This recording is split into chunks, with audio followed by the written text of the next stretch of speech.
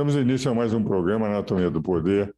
Hoje entrevistarei um caríssimo amigo de Priscas Eras, eu tenho a impressão de uns 50 anos, pelo menos, e que é um verdadeiro best-seller em nível de programas de rádio, de televisão, de jornais. Escreve desde 1987, no estado de São Paulo, uma coluna sobre seguros. Já ouvi de muitas pessoas, não é a minha especialidade no campo do direito, que é o maior conhecedor de seguros no Brasil. E os artigos dele são todos eles muito interessantes em nível de exame, de aspectos concernentes aos problemas maiores que as companhias de seguro podem ter e, ao mesmo tempo, o direito daqueles que são segurados. Tem um programa diário na Rádio Dourado desde 1989, que, aliás, é poético. É um programa em que a crônica que ele faz são encantadoras. Mas tem também um jornal diário na Rádio Dourado, jornal este, toda segunda-feira, em que faz um retrospecto, é como se fosse o próprio jornal de Eldorado, através do meu querido amigo. Mas é um profundo conhecedor de literatura. Presidiu a Academia Paulista de Letras, continua na direção da Academia Paulista de Letras, é um dos grandes articuladores dos movimentos culturais dentro da academia. E tem diversos livros escritos. Eu estou falando de Antônio Penteado Mendonça, que vem de uma família de grandes jornalistas e de grandes escritores. Em 1875, foi fundado o jornal em que os seus ancestrais dirigiram e dirigem até hoje um dos mais importantes jornais do Brasil, que é o Estado de São Paulo. Meu caro amigo Antônio Penteado Mendonça, feita essa apresentação para os nossos telespectadores do Brasil inteiro, o canal vai para todos os estados do Brasil, para o Distrito Federal, eu já começo a perguntar, no momento atual, foi um outro dado que eu me esqueci, ele foi aquilo que para nós seria o presidente da Santa Casa de Misericórdia, maior hospital beneficente da América do Sul, da América Latina, creio eu, entende? Então, os senhores veem a figura multifacetada do meu entrevistado, do meu querido amigo Antônio Penteado Mendonça. O meu caro Antônio Penteado Mendonça. Ives, pode chamar de Nico, você vai fazer muito esforço para me chamar de Antônio Penteado Mendonça. Eu queria dizer que, entre nós o chamamos de Nico. Eu vou chamar o programa inteiro de Nico, meus caros telespectadores. Nico, eu queria já começar analisando um problema. No programa anterior, que nós fizemos, no domingo anterior, eu trouxe o ministro da Saúde, o ministro Marcelo Queiroga. Fiz um programa sobre Covid. O país vacinou muito mais do que a Inglaterra, a Alemanha, etc. E, por outro lado, as vacinas foram pagas exclusivamente pelo governo federal.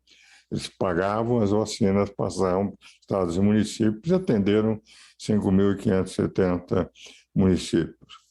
Você, por outro lado, foi presidente, aliás, não é presidente, é provedor maior, não é, da Santa Casa de Misericórdia, são os cargos que têm ainda a nomenclatura do tempo Brasil-Colônia. Como é que você vê hoje o grande drama da saúde no Brasil? Ives, eu acabei de escrever um artigo para o Estado para a semana que vem, tratando justamente disso, tratando dos planos de saúde privados. O dado apavorante da saúde brasileira é que os planos de saúde privados, em 2021, pagaram 210 bilhões de reais em mais de 1 bilhão de procedimentos cobertos para os seus segurados. O orçamento do SUS é de 135 bilhões de reais. Quer dizer, os planos de saúde privados, cobrindo alguma coisa perto de 50 milhões de pessoas, têm um orçamento muito maior do que o SUS, que cobre 170 milhões de pessoas. Então, enquanto esse nó não for desatado, enquanto o governo não se conscientizar que saúde é investimento social, que saúde é a garantia do futuro do país, e passar a investir dinheiro, como o governo deu durante a pandemia, porque durante a pandemia o governo desconsiderou o teto dos 130 e tantos bilhões e deu muito mais dinheiro para a saúde. Deu mais de 500 bilhões de reais. Se o governo mantivesse uma política nessa direção e mexesse um pouco mais na área de educação, principalmente educação fundamental, em 10 anos o Brasil seria um país completamente diferente do que é hoje. Nós não teríamos essa miséria, nós não teríamos esse desemprego, nessa vulnerabilidade diante da fome. São coisas relativamente simples de serem arrumadas. É necessária muita vontade política. Agora, você vê o seguinte, Nico, no sistema parlamentar de governo, você tem 2 partidos. Tem a coligação que sustenta o primeiro-ministro e a coligação de oposição. E aí é uma lealdade entre os partidos, porque não adianta você querer votar livremente, porque o primeiro-ministro depende daquele. Por isso é que são poucos os partidos políticos, né? Nos governos, como o primeiro-ministro sai do parlamento, significa que o orçamento público, esse orçamento não é capturado pelos deputados. O orçamento público feito pelo primeiro-ministro, que é um homem que saiu do parlamento, ele é prestigiado pelos que representam a maioria e esse é inteiramente aplicado. O presidencialismo brasileiro é uma piada, quer dizer, não é este presidente ou aquele presidente. O presidente que assume, ele tem que conviver com 20 e poucos países, 20 e poucos partidos. E esses partidos políticos, para darem apoio, cada deputado não se sente responsável pelo orçamento. O presidente manda um orçamento, cada deputado quer tirar o naco daquele orçamento. Para que você possa aprovar um orçamento, 20% a 25% do orçamento é capturado fora dos interesses nacionais. Quando eu digo que eu sou parlamentarista, que dos 20 democracias maiores do mundo, 19 são parlamentaristas, só os Estados Unidos presidencialistas, onde você só tem 2 partidos, é porque não funciona em nível de orçamento. Você apresenta isso, investir em educação, investir.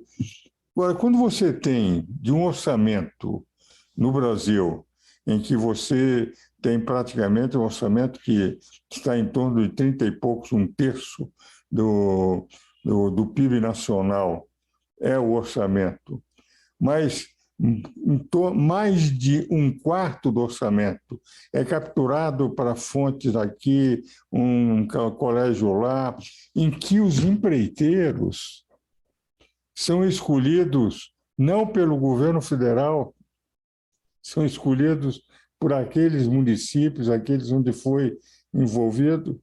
Quer dizer, é um país muito difícil de se fazer políticas públicas. E a negociação, por isso é que os partidos se proliferam e nós temos uma mudança de cada 7 dias de um deputado de um partido político. O que vale dizer, não há partido político, existem rótulos. Eu tenho a impressão, Nico, que chegou o momento de pensarmos seriamente isso que você trouxe, qual é o sistema de governo ideal para o Brasil.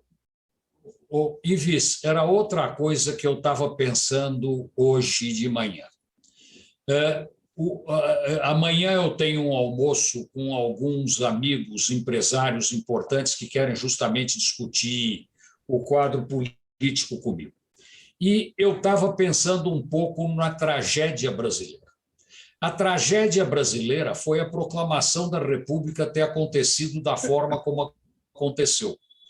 E a grande tragédia da proclamação da República ter acontecido como aconteceu foi um homem, sem dúvida nenhuma, um dos maiores homens do Brasil, Rui Barbosa, ter quase que imposto a Constituição americana para o país, sendo que nós éramos um país parlamentarista desde a proclamação da independência e que funcionávamos com um enorme sucesso.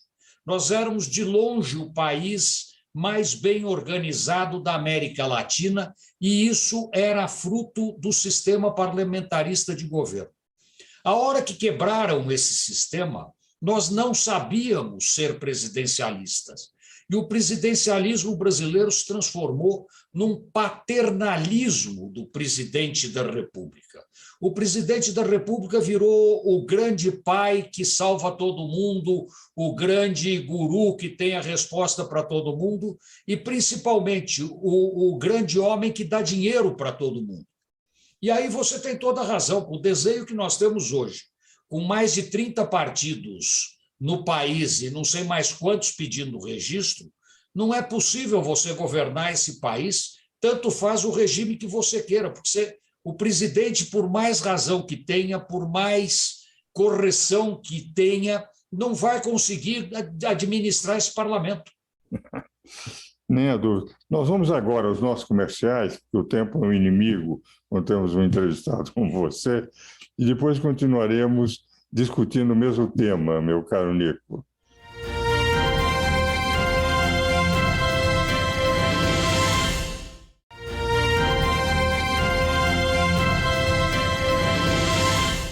Damos continuidade ao nosso programa Anatomia do Poder, hoje conversando com meu querido amigo Antônio Penteado Mendonça, para os amigos Nico. Como eu faço em todo o programa, eu ofereço um livro. Essa é a 4ª edição de Uma Breve Teoria do Poder, e eu mantive os prefácios do Paim, Ney Prado, mas essa é prefaciada por Michel Temer. O Michel, como eu fiz uma certa atualização, eu achei que valeria a pena o Michel dar também, já que deixou o governo, e foi um bom presidente, a meu ver, pôr um pouco das suas ideias no seu prefácio. Amanhã você receberá em casa. Muito Agora, obrigado. Nico, aquilo que você disse, eu acho uma realidade. Se nós analisarmos presidencialismo no Brasil, na América, é um fracasso monumental. Você teve golpes de Estado na Argentina, teve golpes no Uruguai, teve golpes no Paraguai, teve golpes no Chile, teve golpes no Peru, teve golpes na Bolívia, teve golpes no Brasil, teve golpes no Equador, teve golpes na Venezuela, quer dizer, na Colômbia.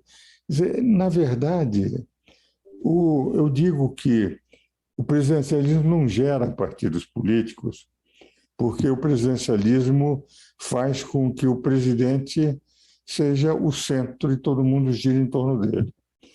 Por que nos Estados Unidos funcionou? Porque eles vieram do sistema inglês, isto é, eles criaram um parlamento forte, e como na Inglaterra tinha só 2 partidos, eles mantiveram só 2 partidos nos Estados Unidos. Em 1689, a Revolução Parlamentarista, que colocou os oranges na Inglaterra, George Washington e os constituintes de 87, eles fizeram isto, uma Constituição pequena e 2 partidos que prevalecem até hoje.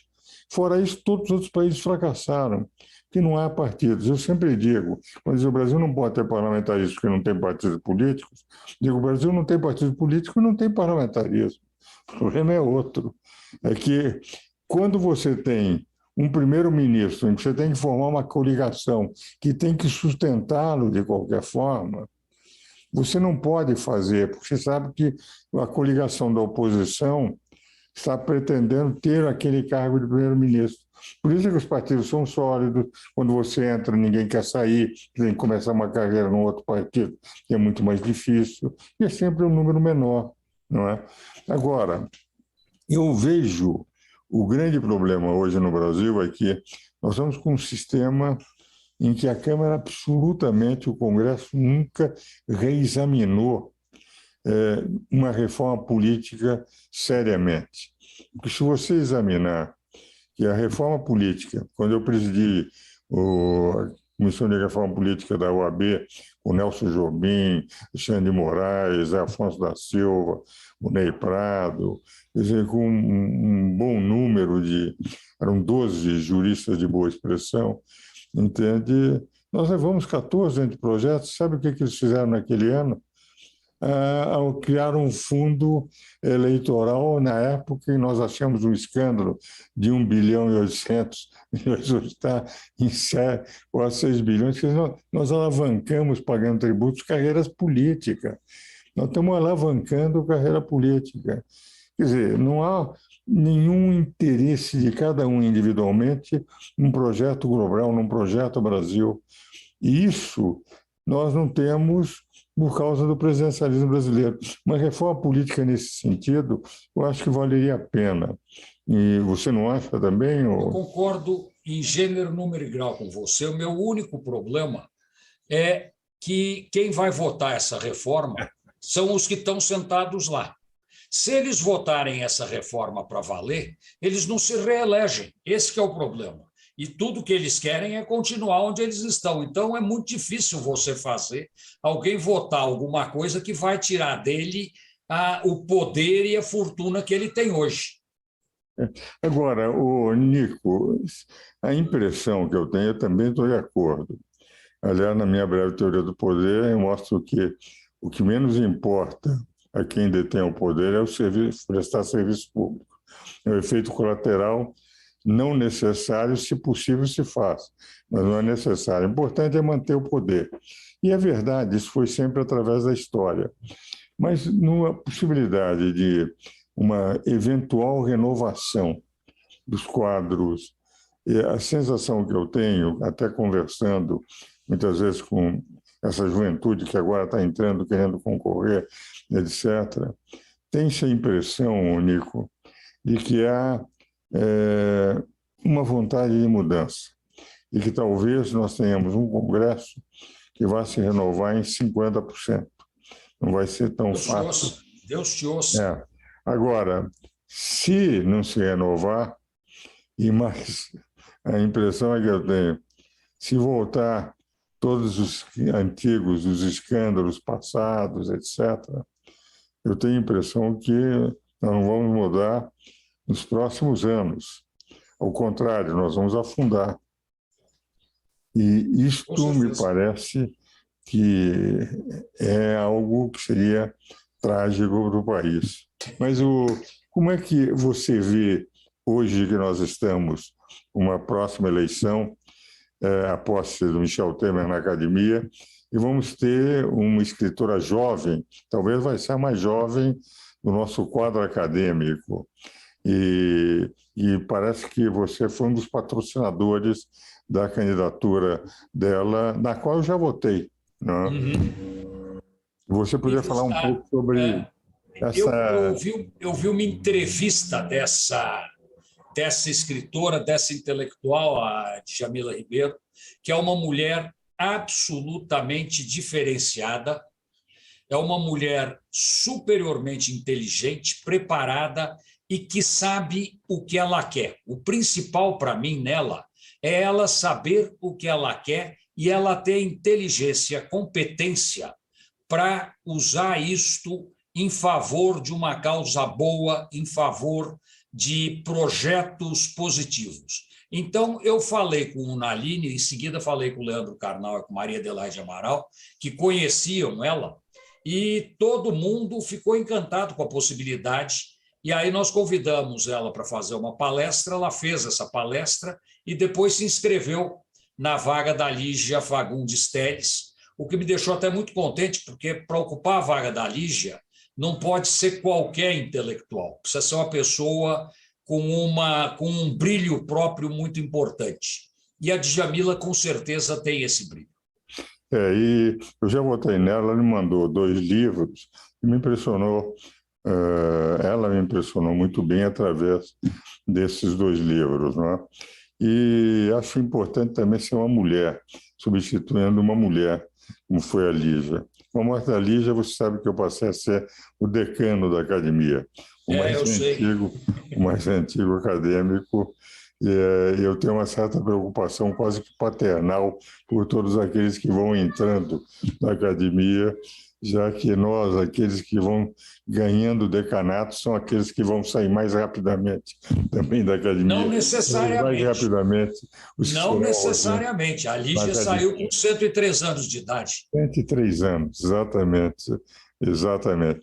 Agora, Nico, como é que você vê programações culturais da academia, já que você está hoje na diretoria, para o nosso telespectador conhecer? Veja, nós estamos com um projeto para o ano inteiro. Aliás, 2 projetos. Um primeiro projeto é a comemoração da Semana de Arte de 22, que nós já começamos a trabalhar, já tivemos alguns eventos, já tivemos palestras e ainda devemos ter mais coisas. Em cima disso, nós, logo na sequência, devemos ter um projeto muito interessante sobre o Monteiro Lobato. O Monteiro Lobato é, sem dúvida nenhuma, dos maiores intelectuais brasileiros, tem alguma ligação com a Semana de 22, então vai ter um movimento, uma ação de resgate do Monteiro Lobato. E, finalmente, nós temos os 200 anos da independência. Nós temos o 2022, 200 anos da independência. Nós também já estamos conversando, inclusive com as secretarias de Estado, da Cultura do Estado e do município, para ações conjuntas, resgatando o 22, reanalisando o 22. E é um dado interessante. Na nossa academia, a verdade é essa. Os 3 grandes movimentos literários que nós tivemos, eu diria até o 4, o primeiro congresso da poesia, o movimento de 22 sai na academia, são os intelectuais da academia. O movimento de 30 sai da academia. A geração de 45 sai da academia.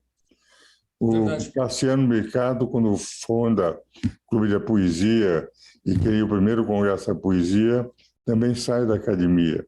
É impressionante como, na literatura brasileira, grandes momentos que marcaram e que o Carlos Bejar coloca na sua história da literatura brasileira tiveram origem na nossa academia, não lá em Rio de Janeiro, aqui nós em São Paulo, do qual, indiscutivelmente, o movimento 22 foi o mais esplendoroso, aquele que, enfim, lançou seus holofotes através do tempo com maior intensidade.